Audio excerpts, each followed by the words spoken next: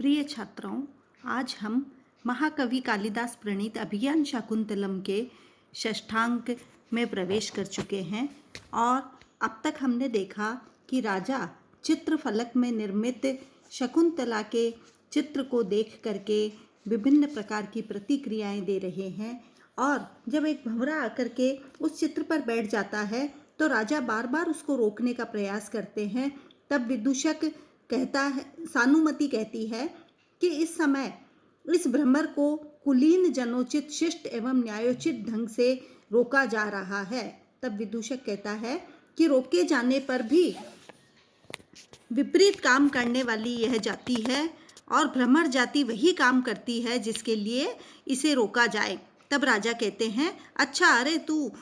भ्रमरे को कहते हैं कि तू मेरी आज्ञा को नहीं मानता तो अब सुन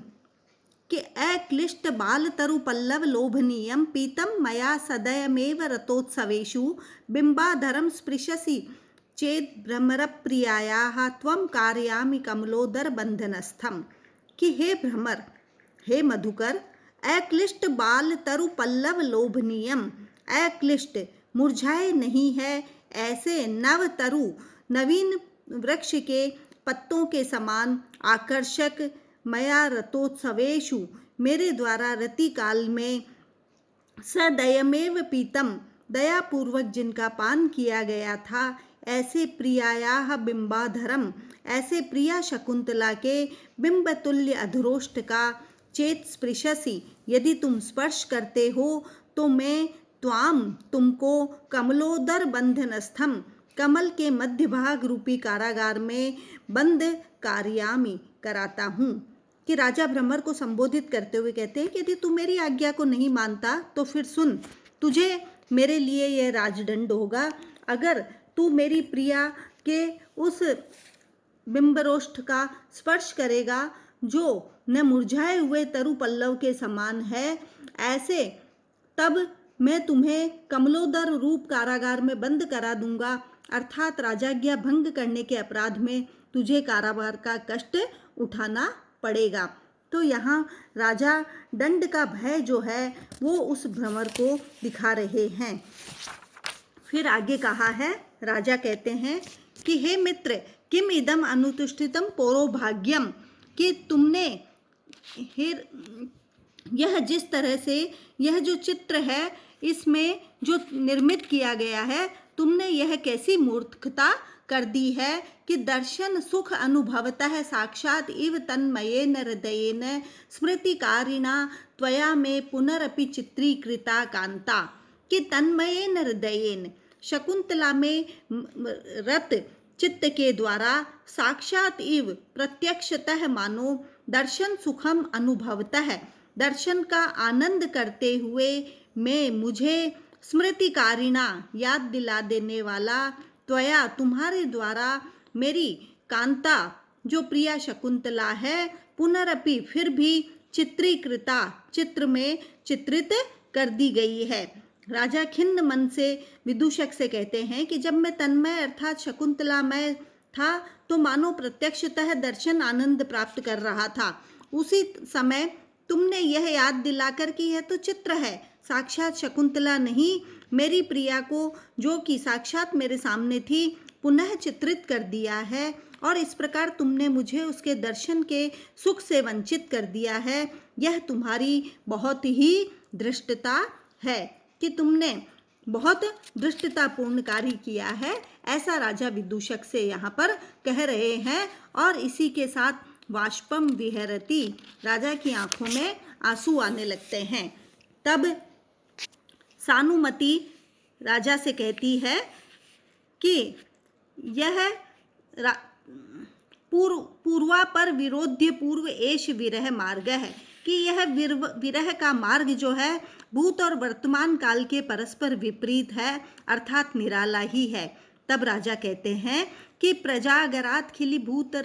भूतस्तस्याः स्वप्ने समागमः वाष्पस्तु न ददाति एनाम दृष्टुम चित्रगताम अपि। कि प्रजागरात निरंतर जागते रहने के कारण तस्याः स्वप्ने समागतः, उस शकुंतला का स्वप्न में भी मिलना खिली भूत मानो रुक गया है, असंभव सा हो गया है। और वाष्पः तू, और आंसू तो चित्रगताम अपि, चित्र लिखित भी इस शकुंतला को द्रष्टुम न ददाति, मुझे देखने नहीं दे रहे हैं। कि मैं रात दिन विरह दुख का ही अनुभव करता हूँ और रात में शकुंतलागत चिंता के कारण नींद नहीं आती है, अतः स्वप्न में भी उसे देख नहीं पा रहा हूँ। दिन में यदि चित्र में उसे देखना चाहूँ तो आंसुओं के कारण देख नहीं पाता। इस प्रकार कभी एक क्षण भी उसका दर्शन कर सुख का मैं अनुभव नहीं कर पा रहा हूँ। तो राजा अपनी स्थिति का वर्णन यहाँ पर सानुमति और विदूषक के समक्ष प्रस्तुत कर रहे हैं। फिर राजा कहते हैं कि येन येन वियुज्यन्ते प्रजाः स्निग्धेन बंधुना स स पापा धृते तासाम दुष्यन्त इति दुष्यताम। कि प्रजाः येन येन स्निग्धेन, प्रजाजन जिस जिस प्रिय संबंधी से वियुज्यन्ते विरहित होते हैं, पापात्रिते उनके पाप कर्म को छोड़ करके उसके अतिरिक्त, दुष्यंत है राजा दुष्यंत, तासाम उन समस्त प्रजाजनों का, स स इति वह संबंधी है, दुष्यताम ऐसी घोषणा करवा दो। कि राजा दुष्यंत प्रतिहारी से कहता है कि इससे कोई प्रयोजन नहीं कि कोई संतान वाला है कोई नहीं, तुम राज्य में यह घोषणा करा दो कि प्रजाजन अपने जिस जिस प्रिय संबंधी जन से, पितृ पुत्रादि कुटुंबी जन से देव योग से रहित हो जाएं, तो वह उस कुटुंबी जन के स्थान पर दुष्यंत को अपना कुटुंबी जन समझ लें। अर्थात उनके लिए दुष्यंत वही करेगा जो उनका कुटुंबी जन करता है। किंतु पाप कर्म के अतिरिक्त यदि कोई स्त्री पति वियुक्ता हो गई है तो दुष्यंत उसके स्थान पर परस्त्रीगामी न होगा। पाप का अर्थ पापी भी होता है, अतः इसका अर्थ यह भी हो सकता है कि पापी जनों को छोड़कर वह अन्य जनों का बंधु होगा। तो यहाँ दुष्यंत इस तरह की घोषणा करवाने का प्रतिहारी से आदेश दे रहे हैं। तब फिर राजा अगले श्लोक में कहते हैं, संरोपिते अपि आत्मनि धर्म पत्नी त्यक्ता मया नाम कुल प्रतिष्ठा कल्पिष्यमाणा महते फलाय वसुंधरा काल इवोक्त बीजा। कि काले उक्त बीजा, जिस समय पर बीज को बो दिया गया है, महते फलाय कल्पिष्यमाणा महान फल को देने वाली, वसुंधरा इव पृथ्वी के समान, कुल प्रतिष्ठा वंश की प्रतिष्ठा स्वरूप धर्म पत्नी शकुंतला को आत्मनि संरोपिते अपि उसमें गर्भ रूप में पुत्र का आधान कर देने पर भी मया त्यक्ता नाम मेरे द्वारा उसका परित्याग कर दिया गया। कि जिसमें यथा समय बीज बो दिया गया है और फलतः वह महान फल को निकट भविष्य में देने ही वाली है, ऐसी पृथ्वी को जैसे कोई व्यक्ति त्याग देता है, उसी प्रकार मैंने अपने वंश की उत्तरोत्तर वंश परंपरा को चला देने वाली अपनी धर्म पत्नी का, शकुंतला का मैंने उस समय परित्याग कर दिया जबकि मैं उसके गर्भ रूप में पुत्र का समारोपण कर चुका था और निकट भविष्य में ही मुझे पुत्र की प्राप्ति होने वाली थी। तो ऐसी अवस्था में मैंने उस शकुंतला का त्याग किया है। फिर राजा कहते हैं कि अस्मात् परम बत यथा श्रुति संभृतानि। कि बड़े खेद की बात है कि जो स्थिति उत्पन्न हुई है कि को नह कुले निवपनानि नियच्छतीति नूनम प्रसूति विकलेन मया प्रसिक्तम धौताश्रु शेष उदकम पितरः पिबन्ति इति मोहम उपगतः। यहाँ राजा कहते हैं अस्मात् परम बत, कि बड़े दुख की बात है कि बत अर्थात खेद, ओह, अस्मात् परम इस दुष्यंत के बाद, नह कुले हमारे कुल में, यथा श्रुति वेद विहित रीति से, संभृतानि प्रस्तुत किए गए, निवपनानि श्राद्ध और तर्पण आदि कर्मों को, कह नियच्छति कौन करेगा, इति यह सोचकर, नूनम निश्चित ही, पितरः हमारे मृत पूर्वज वंशज, प्रसूति विकलेन मया संतान रहित मेरे द्वारा, प्रसिक्तम उदकम दिए गए तर्पण जल को, धोताश्रु शेषम धोए गए शेष आंसुओं से बचे हुए जल को, पिबंती पान करेंगे। राजा मन में सोचते हैं कि खेद की बात है कि इस दुष्यंत के बाद हमारे कुल में वेद विहित रीति से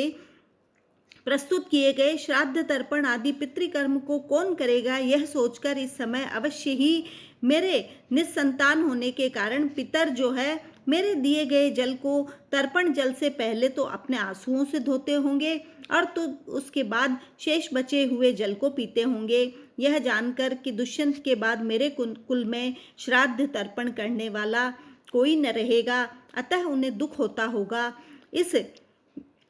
समय निस्संतान मेरे द्वारा किए गए तर्पण जल से पहले वे आंसू धोते होंगे और बाद में बचे हुए उस जल का पान करते होंगे। तो राजा जो है वो शकुंतला के संतान से अपने आप को रहित जो स्थिति है उसको अनुभव करते हुए बहुत ही पश्चाताप यहाँ पर कर रहे हैं। फिर कहते हैं, राजा कहते हैं, अहनि अहनि आत्मन एव जात ज्ञातुम प्रमाद स्खलितम न शक्यम प्रजासु कह के न पथा प्रयाति त्यशेष तो वेदितुमस्ति शक्ति ही। यहाँ पर राजा कह रहे हैं कि अहनि अहनि दिन प्रतिदिन प्रत्येक दिन आत्मनः एव अपनी ही प्रमाद स्खलितम गलतियों से उत्पन्न त्रुटियों को तावत पूर्ण रूप से ज्ञातुम जानने के लिए न शक्यम संभव नहीं है और प्रजासु प्रजाजनों के बीच कह केन पथा प्रयाति कौन किस मार्ग से चलता है इति इस बात को अशेषितः पूर्ण रूप से वेदितुम शक्ति ही अस्ति जानने के लिए सामर्थ्य नहीं है कि जब मैं स्वयं अपने प्रमादजन्य धर्मादि से विच्युत आदि गलतियों को नहीं जान पाता हूँ तो प्रजाजनों में लोग किस उचित अथवा अनुचित मार्ग से चल रहे हैं इस बात का पूर्ण रूप से पता लगाना तो कैसे संभव हो सकता है। मनुष्य जब अपनी ही गलतियों को नहीं देख पाता तब वह दूसरों की गलतियों को पूर्ण रूप से कभी नहीं जान सकता। प्रजा अथवा राजा के अपचारों से ही भूत आदि निकृष्ट जीव राजगृहों पर प्रभाव डालते हैं। अतएव विदूषक पर किसी अज्ञात जीव ने आक्रमण किया है यह मुझे कैसे ज्ञात हो सकता है। तो राजा अपने आप को पश्चाताप की अग्नि में जलाते हुए यहाँ अपनी मनस्थिति का वर्णन कर रहे हैं। धन्यवाद।